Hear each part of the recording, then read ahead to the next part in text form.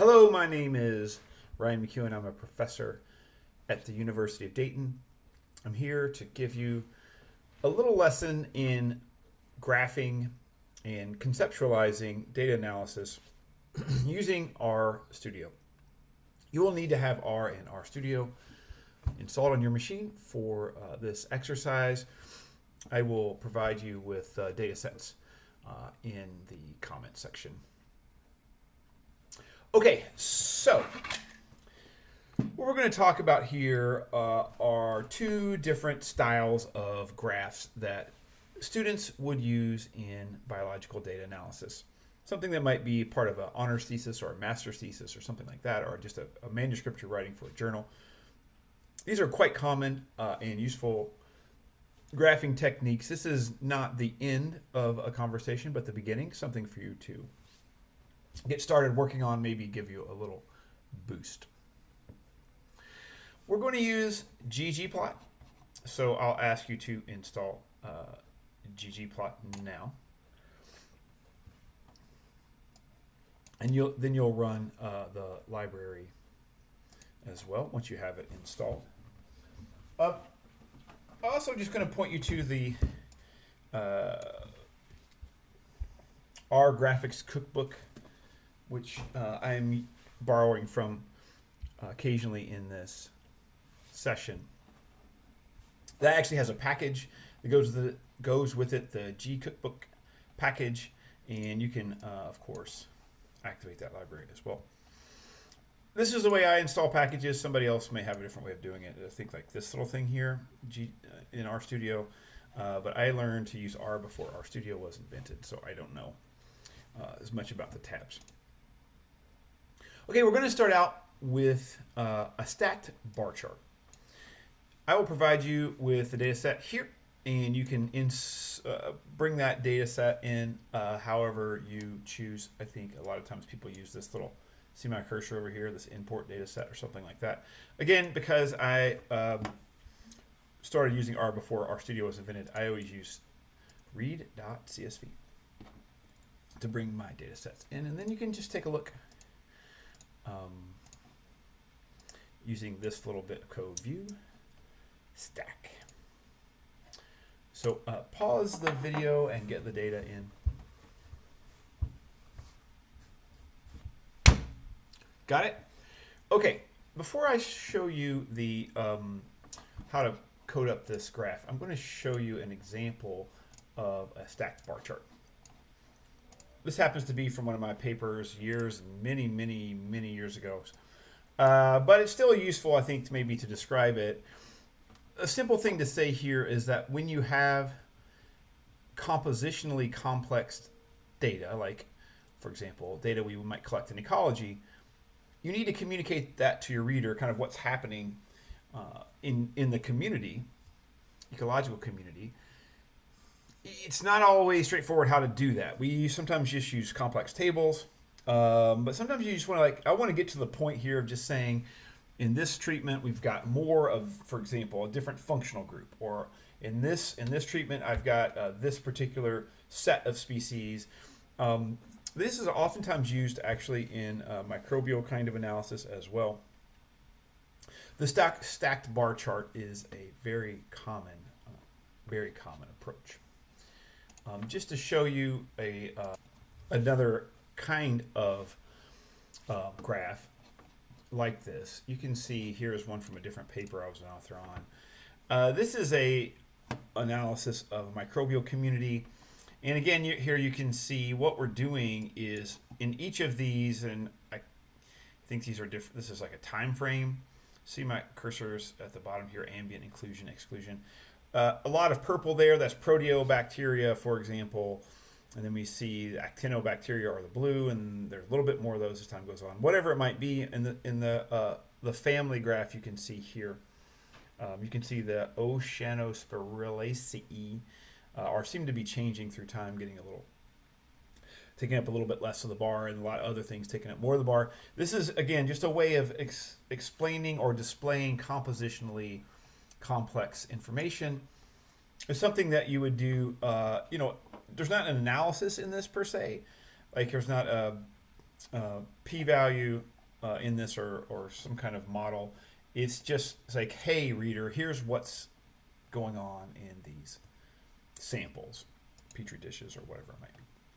In this particular case I showed you a second ago from a long time ago, these are, from my research, y-axis here is relative importance, and we have 4 different strata: overstory, midstory, shrub layer, ground layer. That's like if you go into a forest and look up and look sort of middle and then eye level and then down. And these are species that are tree species, and this is how much of the composition in these that we've measured, how much they're taking up in each of those strata. And so Quercus montana and Quercus alba are a lot in this first one, overstory, but they get kind of compressed here, and we see this white portion of the bar and this sort of screen, window screen kind of portion of the bar taking up almost all of the bar, and that's red maple and sugar maple, Acer rubrum, Acer saccharum. It's just showing you there's a compositional shift in the dominance among these species in the overstory versus midstory. So this is very, very useful way of displaying information. Again, there's not analysis here, but you might want to say, oh, hey, here's what's happening in my samples. Okay, back over to RStudio. So I gave you in the stack CSV the data set I used in my paper so many years ago to create this graph. And what we'll do is not recreate it. This was a long time ago, way before R had been invented. This was the year 2005. So I wasn't using R here or RStudio to make this graph. But we can just reconstruct it here loosely. We won't try to get all the way to this complete design, but you can have get started down the path.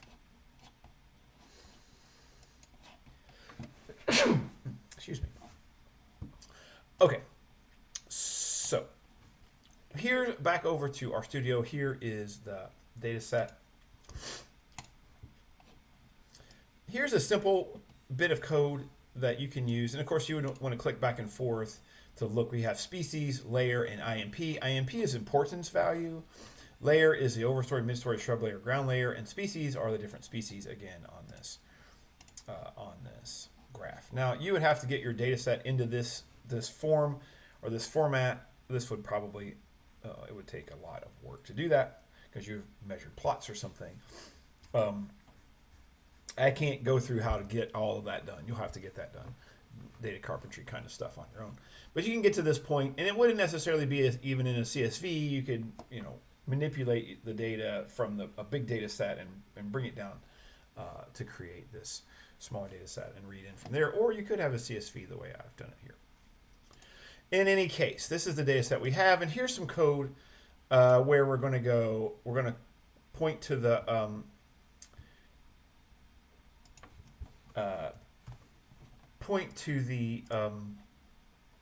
CSV file. We're going to go, oh, GGplot, look at that data set. Draw something. That's what this is. The X is going to be a layer. Remember, overstory, midstory. The Y is going to be importance value. That's what the importance value is. The fill here is going to be species. And again, you have to go back and forth and see, okay, species is capitalized layer, whatever. And then we're going to use geocall. I'm asking for color black. That's going to be the outlines. And then I'm going scale, fill, manual. You can do different things here. I like this rainbow. You can let it just fill on its own if you want. But I like rainbow. And it's 6 is the number that you're going to fill. How do you know that's how many? Go back to this. 1, 2, 3, 4, 5, 6. So you have 6 species. So each species is going to get a color in this graph. There you go. Type the code, run the code. I'll play some drums while you're waiting.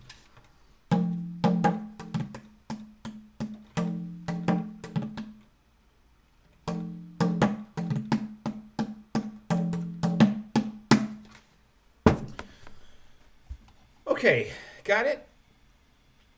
So these are just me playing around with some other kinds of things. Rainbow is nice. I like heat dot colors as well. There's 6 of those. This is not required, but it's just if you want to see different color formats. Whoa, that's hot. And you can, of course, do scale, fill, manual if you'd like to just pick what colors you want, which is what we're going to do actually later. No need to code up all of that right now. This is just playing around.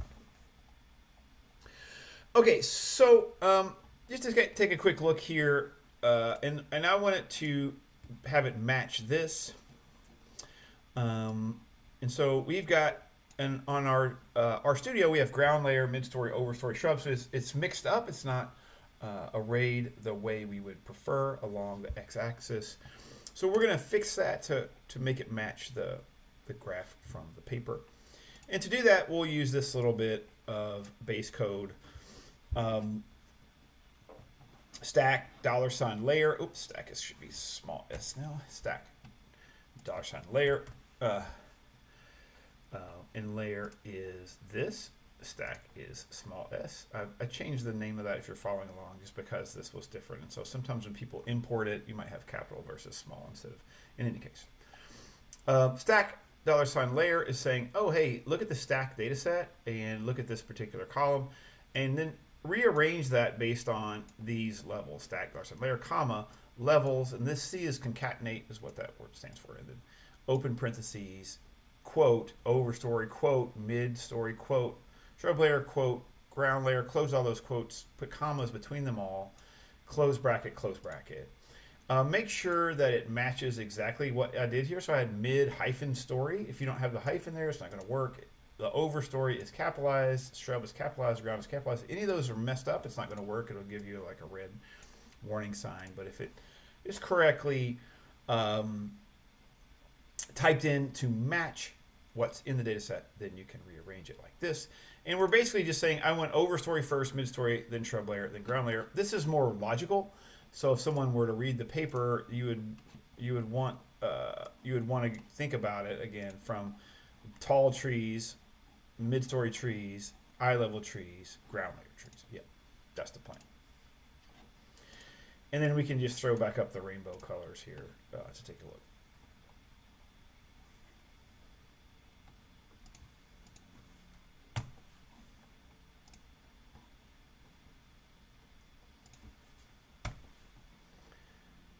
All these should be small s stack. Small s stack. And then we've got overstory, midstory, shrub layer, ground layer. Got it? That's what we had before. And you can interpret this just the way it is without changing anything. You know, okay, let's take a look. And so you can see that Quercus montana is this light blue, and it gets much less after the overstory into the shrub layer, a little bit more in the ground layer. Whereas red is red maple, it goes a lot more. And in fact, the red and yellow here, red and sugar maple, take up most of this mid-story. In fact, they're the dominant, prevailingly dominant species in these 4 different canopy layers outside the overstory. And this is what you would do with your petri dishes and your bacteria or your butterflies that you caught in a sweep net in different fire regimes or whatever it might be. Stack it up this way. Pretty easy to do. I also found that it didn't, when this thing goes automatically, it's got this acer rubrum, acer sacrum at the top. When I did it in my paper, I wanted Quercus montana. I wanted the oaks on the top, and I wanted Quercus montana at the very top because it's the most dramatic. And I think this is like, also from a logical perspective, it's like the pushing up into dominance of acer rubrum and acer saccharum from lower strata. I think this is just logically more compelling. So we're going to do, again here, a reorganization. All stacks should be small s. Like this, which is, now we're going to go stack, that's the data set, species equals factor stack species levels. And again, we're going to reorganize them now within the stack. So we're going to go Montana first, then Alba, then Velutina, then Werber, then Acer rubrum, then Acer saccharum, putting that one on the bottom, which will match what we did in this graph here. Acer sacrum was the last one. Acer rubrum, Quercus rubra, Quercus velutina, Quercus alba, and Quercus montana. Those are oaks and maples. So if you type all that exactly right, it has to match exactly. If it's messed up in any place, it's going to give you red stuff down here. It didn't work. But if you stack that up correctly, then you will be able to then customize the figure and get it looking very similar to the manuscript. Here, this is the same. I still call color black. Here I did scale, fill, manual, and use different colors. I picked the colors, and then I called theme classic just to get rid of the stuff in the background. It looks much more similar to this now, because in this case we just had this, these two axes. We didn't have all that stuff in the background. You would take more. I'm not going to go any further with this, but you would want to customize it further. This doesn't have the right, for example, the right y-axis label. You mess with the hatching. There's different things to do before you would settle into this as your final manuscript format. However, set your y limits. Change this over to percent instead of a decimal. But I don't think that's useful for the purposes of this exercise. Instead, because frankly you won't be working with that data set, you'll be working with your own data set, and so you can do that further customization on your own. Great. Now we're going to turn our attention to a different style of graph, which I also think is quite useful, and this is a graph style called a balloon plot. Now, with a balloon plot, what you're going to do is a basic scatter diagram, but you're going to control the size of the points in the scatter diagram and overlay basically a third variable on top of that. And I'll show you an example, and we'll rebuild this together. This is from a different manuscript. I'll put the citations there for you. You can check it out if you want. And we won't recreate this again completely. There's other stuff to do, but get started down the path of like, okay, this is what's going on. This is from a manuscript I published many years ago. And basically what we have is on the x-axis is slope aspect. So imagine you're in a forest, okay, and it's mountainous. And you're standing there, and depending on which way the slope faces, the plant community changes. If you didn't know that, that's like a pretty cool fact. Like south, if the face of the mountain is facing south, it's a different species composition than if the mountain is facing north, because they get different amounts of sunlight, and they're a lot drier if it's south facing and a lot cooler if it's north facing. Here in Ohio or in Kentucky, where this study was done. That's a cool thing. Also, if you walk up and down the mountain, this plant community also changes, like from going from low elevation to high elevation. So this like elevation aspect combination is really important in plant community dynamics. This is just a scientific thing to say out loud.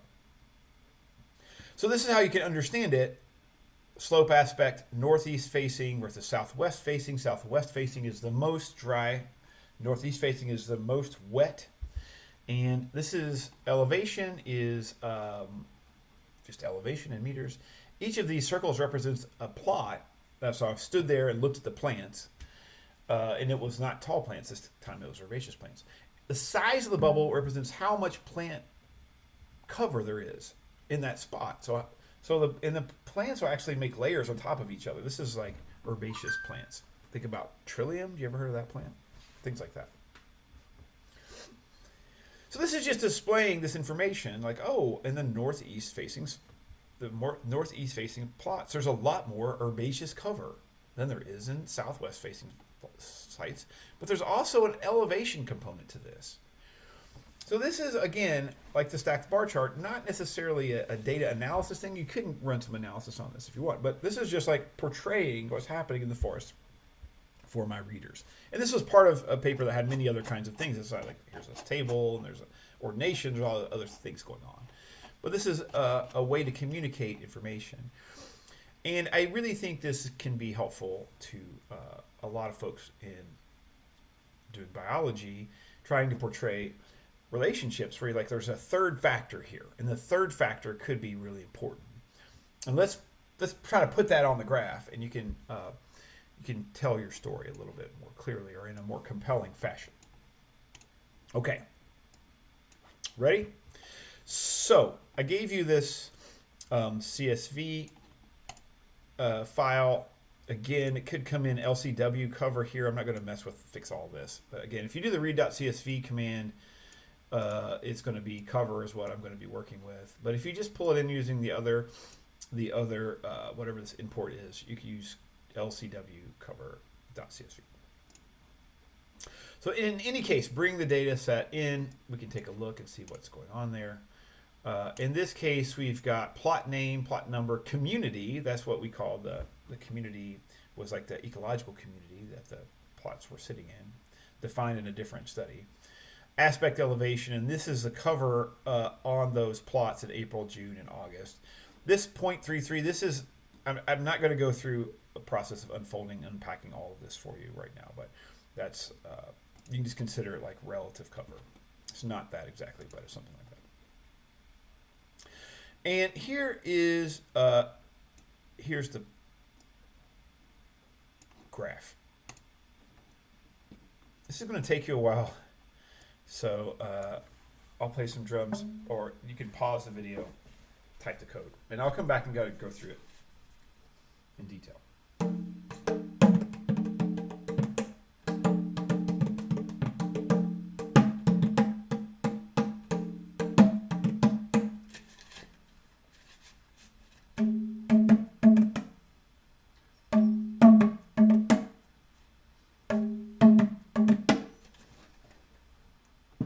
I actually don't even know if that comes through the Zoom, so we'll see. Okay, pause the video if you haven't already got this typed out, and I'll go through it. Okay, ready? So, and I put some, by the way, I put some hard returns and tabs here because it makes it easier for me to see what I'm doing. The basic thing here is we're going GGplot cover. Cover is the name of the data set. Aesthetic element, X is aspect, Y is elevation. Size is June, and that's the cover in June. Again, the details here don't matter that much. You'll be working with some other data set. But if you can graph this and you can start thinking about what's happening here, it could be pretty interesting. Geome point, I made them, I like shape 21 because it's like then a black circle, and then the fill is the color gray. I call it dark gray here. I set the alpha at 0.90. That's how transparent it is. You can tinker with this if you want, because you want to be able to see through to see the points behind. I mean, well, that's a little too dark, a little too light. Find what you like. Size range. Again, you can play with this some. Try to pick a value where these things aren't like blowing off the whole screen. If it's and try to scale them from the smallest to the largest in a way that's most visually compelling. This is just about what's most visually compelling to your reader. And then here's the scale from 1 to 0, 0, 0. That would be the most cover to the least cover. Again, what's exactly happening in my data set is not relevant here. In any case, this could work for you. Then I had a Y label, an X label. I called theme classic, just to take, because in my original plot I didn't have a whole box. It just had the Y and X axis. I called a Y limit here, and then I needed to change the labels at the bottom, SW, S, SE, N, and E, because this is numerical values. If you go back to cover, you'll see the aspect values are 1.44, 1.422618.262. So if you just do this, run this code on its own, it's just going to give you those numbers down here and round those off. So that's what I'm doing here. It's a continuous variable, so I'm calling scale X continuous. I define the breaks because we want 1, 2, 3, 4, 5 breaks. These breaks, again, as this is complicated, aspect has been calculated to be a linear scale from 0 to 2. Anyway, going from southwest to northeast. Long story short, you'll have something on your x-axis. You might be able to just roll with what's on the x-axis already, but in my case, I needed to change those labels, and so I called these breaks here 0.51, 1.52, and then called it southwest. Here's the actual labels that I'm defining here, and then it pops these in SW, SE, and E. And there you go. Now, another thing to do here, which I think is kind of fun, is the same code. So you can just copy and paste this. It's exactly the same, except I also entered this here. Here I have size June. Here I had fill equals com. So now I'm going to let GGplot fill our shape 21 with com. And there's 3 communities: mesophytic, oak, and beech. Of course, you could play with this and you could, name it whatever color you want. There's things you could do. Just fill it with the colors that you're choosing. But just letting GGplot pick is fine as well.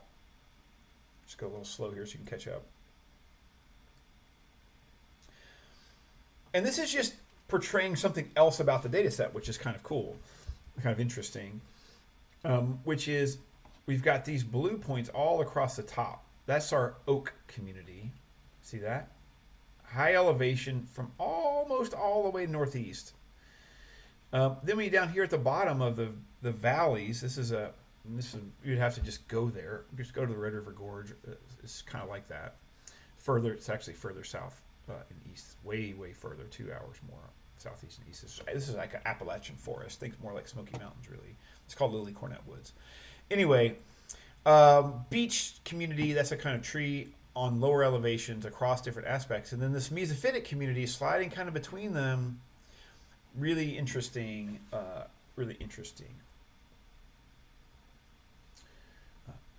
visual display of the biology of this complex system.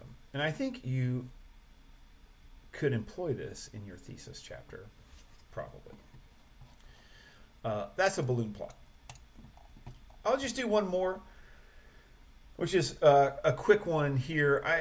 Up above, I told you to install this G cookbook. That's, again, from this book. It's a good book. See that person's name?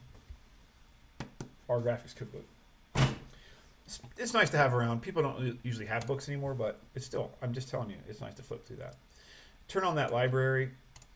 Good news, in that library are a bunch of data sets. So you automatically have this height weight data set, and you'll have to look at the book to find out where exactly it comes from.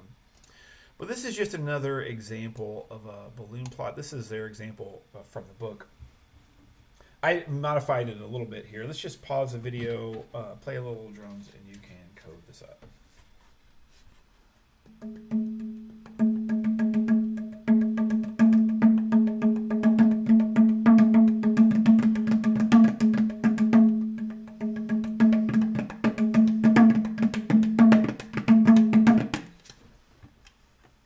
Is that distracting? It's supposed to be motivating. Okay, so what we have here is age. This is like human beings, and I don't know where the data set came from, but this is how old you are, like 12, 14, 16 years old, and this is how tall you are, 50 to 70, and you have sex female, sex male, and then weight is how big the bubbles are.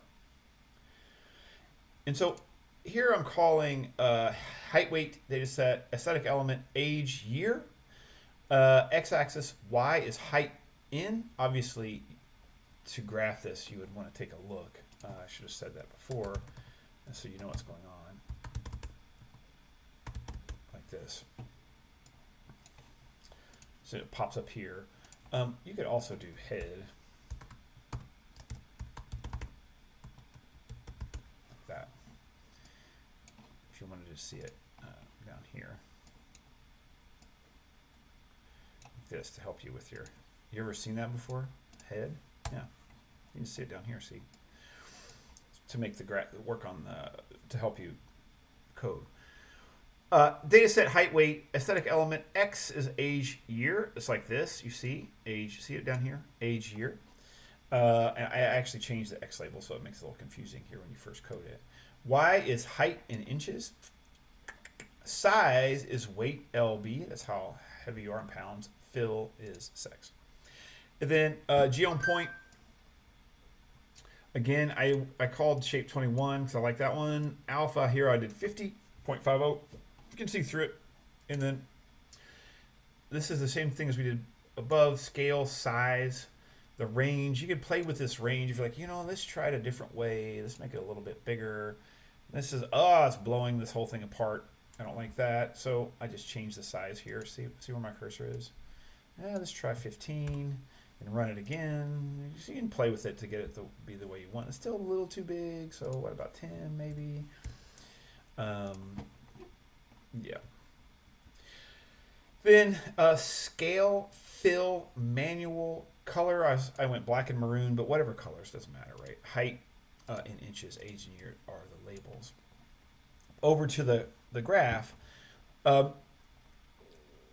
Again, I don't know what the purpose of this data set is, but it's interesting, I think. I mean, obviously there's a linear relationship here of some kind. Maybe it's a little bit polynomial, a little curving here between age and height in the whole population. But then you can see a lot of overlap at the start of this. But then once you get to 16, they really start to separate. In fact, you could even drive two lines through this maybe just for exploratory data analysis. Maybe like a linear relationship between just the maroon points and a curving polynomial fit between with the black points. There's lots of things you could do with this, but this is just a visual display tool. And so again, if you're thinking about like, well, I did a sweep net and I collected these insects from these prairies, but we've got two different kinds really of prairies, or whatever it might be, or these grasshoppers or something, or salamanders, whatever you're studying, the point of this exercise is just to get you to think about visually displaying that information potentially with multiple different factors on the same graph. Here we've got age and height, which is classic scatter diagram. We also have the size of the bubbles is the weight of each of these points. And now we've also, as we did before above with the communities, here we've allocated colors based on sex. This is pretty nice visual display of information. So that's the end of the exercise. Hopefully that was helpful. I think if you explore those two kinds of graphs, the stacked bar chart and the balloon plot, it could help you visualize the data from your thesis, make a more compelling case, and help you